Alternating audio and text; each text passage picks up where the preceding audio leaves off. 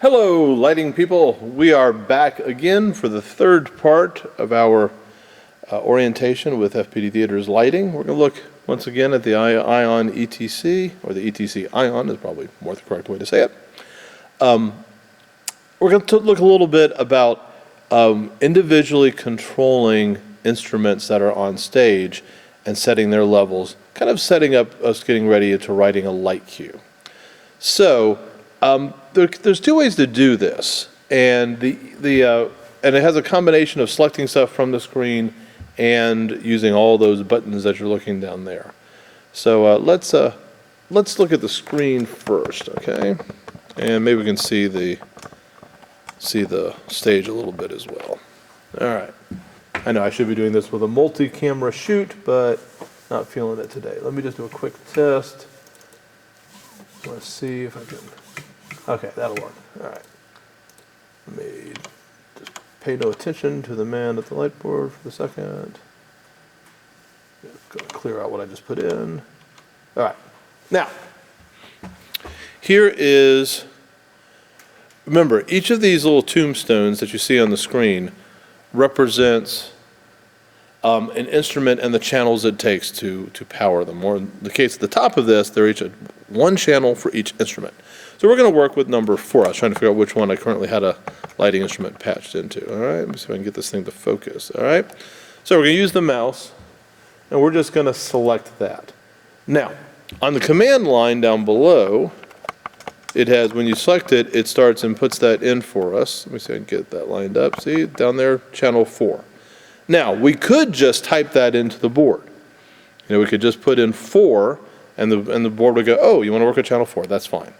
All right, for some people it's easier to type it in, for some they like the more visual approach of pressing it up top. Now, we can set the level for that lighting instrument in a couple different ways. We can go down to the board and just type in the numbers for it. So let's look down here. All right, there's the number panel, much like any other number pad that you've seen in other places. We could say that we want it, and this is percentages, so we could say we want that light at 50%.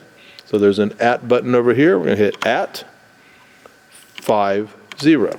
So at 50%. When we press the enter button, which is over here, a little away from the number pad, that will make it take effect on stage. So I'm not going to hit it until I get this back at the screen. I'm back at the stage. All right, here's the stage again. I'm going to hit enter. Here I go. I hit enter. All right, and that light came on. That's actually a light that's up in the lighting bridge on the catwalk. All right, so that's it. Now, the other way to do it is that we can select it just like we have, but use what is called the wheel. All right, there is a silver wheel on there, and this will become your favorite toy. Once you have something selected, if you don't feel like typing it in, you can just spin this. It'll spin in either direction infinitely, and you can see as I spin it, this number changes to a different percentage. And on stage, as I roll it up and down, I can set that level. So if you're a very visual person, if saying, typing in 80% doesn't do it for you, you can pull this up and go, oh, that's the look I'm looking for. Bright enough to be able to be seen, but still kind of warm. I like that. And it's at 61%. All right, so that's how you would set those. Now, you could do this to set every light that you needed on stage. You would not have to necessarily do them one at a time. We can group them. Now, there's not all these lights are plugged in on stage, but we're just going to do a big group assign. We're going to look down here. Now, we can go through and click these all day long. So if you want to choose a big group of them, you can get going with the mouse, and you can say, oh, I want a bunch of these. I want this one, this one, this one, this one, this one, this one, this one. That works. You click them again, and they will unselect. All right? Or, if you want to be a little more efficient, you can come down here to the number pad. All right, we can type in. Now, everything that you type in appears on one line on the screen. Now, you'll see it has a big yellow box around it. I showed it to you before. It says, right now it says live, which means whatever you do is going to happen on stage. Right when you're finished, it says big yellow box that goes across. And we'll pull back so you can see where it is and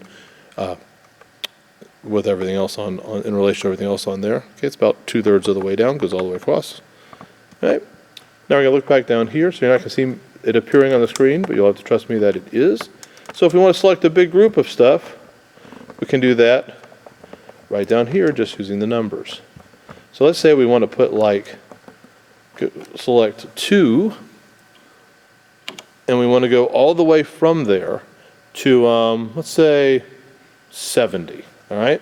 So we're going to say 2, up top is a through button. Now you could type 2 plus 3 plus 4 plus 5 plus 6, you could do that all day long. Or you could just say 2 through 70. Now, if we want to set them all at the same lighting level, we could hit at and type in a % and then enter. And that would set them all to 50%, 80%, whatever we typed in. If we just want to select them so we can mess with them with this wheel over here, we just hit enter at this point. Okay, when I did that, up on the screen, all of those were selected. You see all those yellow tombstones lit up. Okay, but you'll also see that there's nothing on stage yet because we haven't given it a level. We've just told it that we want control. So I'm going to go down to that silver wheel and I'm going to start rolling it up. And now every instrument it's selected will start coming on. You'll notice that our friends, the chandeliers, are coming on. Now that probably doesn't look like 68 lighting instruments, but remember, not all of them are hooked in right now.